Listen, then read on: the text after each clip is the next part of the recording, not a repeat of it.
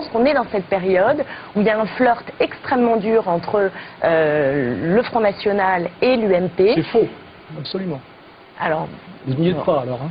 Je pense que le flirt idéologique, il est réel et il commence d'abord par l'UMP qui fait un pas, par sa politique migratoire qui est là encore très haineuse sur différents sujets, sur la sécurité, qui valide en fait les présupposés du Front National. Un Front National avec le profil de Marine Le Pen qui se veut plus institutionnel, qui veut prendre des responsabilités. Et je pense qu'on a quelque chose qui est potentiellement très dangereux, c'est-à-dire une alliance institutionnelle possible entre une droite dure et une extrême droite assumée. Donc de ce point de vue, le populisme dont on parle pour Marine Le Pen et pour le Front National, c'est-à-dire de dire qu'il y aurait une base populaire à cette extrême droite renaissante, c'est une manière de ne pas appeler un chat. Quand le FN a commencé à mordre dans les années 80... Il n'y a pas de base populaire au Front National électoralement ? Ah bah parlons de ça, mais en tout cas... Moi je viens du Parti communiste, j'ai suivi le peuple pour cette raison-là. Le peuple votait PC. Aujourd'hui, la majorité des ouvriers et des petites gens votent Front National, vous le savez. C'est totalement faux. Ah, bien sûr. Oui, alors... C'est faux, monsieur. Non, moi je veux bien argumenter là-dessus. C'est pas faux. Simplement, je voudrais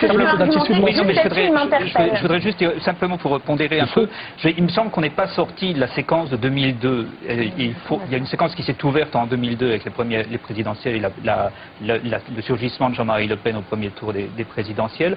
On est toujours dans cette séquence-là. Et il faut faire une différence entre un air du temps et des tentations politiques qui peuvent exister d'alliance entre une partie de la droite et une partie du Front National, qui à mon avis ne peuvent pas trouver de traduction complètement politique pour des raisons évidentes. D'accord. Je voudrais quand même répondre je vous en prie, sur le vote populaire, parce que je pense que c'est vraiment le nerf de la guerre du débat que nous pouvons avoir sur le populisme. fait combien ?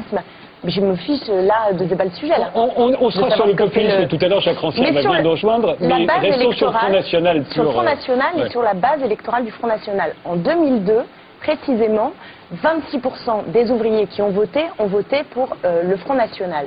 23, pardon, j'ai dit 26, c'est le premier parti ouvrier de France après l'abstention. Le premier parti ouvrier de France, c'est l'abstention. Mais je viens de le dire, ma petite jeune fille, je l'ai écrit 20 fois. D'abord, mademoiselle et ma petite jeune fille, on va arrêter sur le plateau. Et la deuxième chose, c'est que... Moi, je suis moins d'accord avec ce monsieur qui a l'honnêteté de ses positions et qui a appelé d'ailleurs à voter Sarkozy Je veux juste terminer. La dernière fois, mais il est moins cohérent, lui. Je sais le premier parti, vous êtes dans le gloubi-glouba, hein. C'est l'abstention, et ce que vous savez donc aussi très bien, c'est que 26% des cadres et des professions libérales ont voté pour le Front National. Donc l'idée que ce serait uniquement... c'est pas le peuple, les cadres et les professions libérales ? Uniquement le peuple. Vous avez une définition sérieuse du peuple ? Ceux qui ne font pas... Peuple, c'est prolétariat plus classe moyenne. Laissez-la terminer, ceux qui seraient justement les non-sachants, ceux qui ne savent pas, etc., qui, parce qu'ils ne savent pas, sont plus propices à se faire avoir par des discours. Vous pensez que les gens votent national parce qu'ils sont bêtes? Ils n'ont pas assez regardé la télé? On est en train de dire le contraire. Écoutez-moi, je suis en train de dire exactement l'inverse. Vous vous énervez pas tout seul. Je veux bien discuter, mais pour discuter, il faut écouter l'autre. Je sais que ça vous est difficile. Je connais le discours. Je veux juste terminer pour vous dire que... Je laisse terminer. Voilà. Non, mais il faut quand même entendre que c'est pas uniquement les ouvriers, les employés, les chômeurs qui votent pour le Front National, et que dans les années 70, même quand le PC était fort dans les années 60, etc., il y avait déjà un vote de droite des ouvriers et des employés. Donc on peut penser que c'est aussi chez l'électeurs de droite. Les artisans, les commerçants, les petits patrons, ceux qui souffrent de la mondialisation. Ils votaient déjà à droite, et certains se font radicaliser, c'est ça que je veux dire. Ça a commencé avec Pierre Pouchard. Clémentine Autain. Oui, moi je ne sais pas trop quoi faire pour finir de ce terme de populisme. J'ai l'impression que c'est une impasse un peu de penser comme ça, parce que justement on amalgame des choses qu'il ne faut pas amalgamer, et l'important c'est justement de repolitiser les choses, et pour les repolitiser, ça suppose de traiter le Front National pour ce qu'il est, pour ce qu'il dit, et de le combattre idéologiquement. Et de ce point de vue, j'ai bu du petit lait en écoutant Jacques Rancière, parce que, en effet, ce qu'il dit, c'est bien qu'il y a eu un processus de... c'est-à-dire que l'UMP a fait un travail concret et a porté des idées qui, finalement, banalisaient celles du Front National et qu'elles se rejoignent, et c'est ça qu'il faut combattre. C'est-à-dire les faiblesses de la gauche. Bien sûr que les faiblesses de la gauche n'ont pas permis d'avoir en face une confrontation politique qui permette de faire vivre la démocratie et de avoir une autre perspective politique, qui est par exemple celle portée par Jean-Luc Mélenchon, qu'on voudrait mettre dans le même paquet. Tu fais du Marine Le Pen en venant du PS. C'est là où la confusion, c'est là où il ne marche plus et c'est là où ça devient n'importe quoi.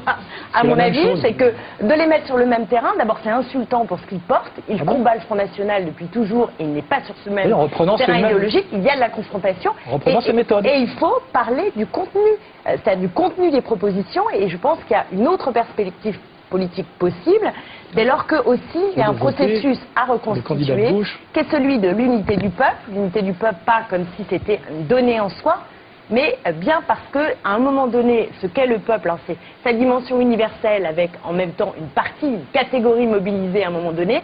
Le peuple d'hier, celui que le Parti communiste, par exemple, avait réussi à mobiliser dans les années...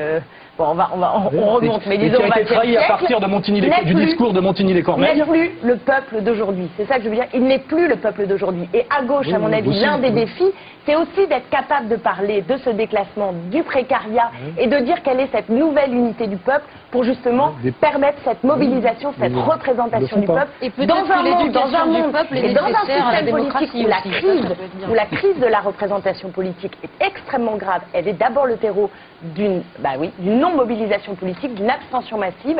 Et je pense qu'on devrait d'abord aujourd'hui parler de cette question, non pas de la dépolitisation, mais de la non-mobilisation dans le cadre électoral de toute une partie du peuple, et à commencer par les chômeurs, les ouvriers, les employés, qui sont les premiers à se détourner du vote de justement cette démocratie représentative qui ne représente rien, à part le capital, et c'est tout.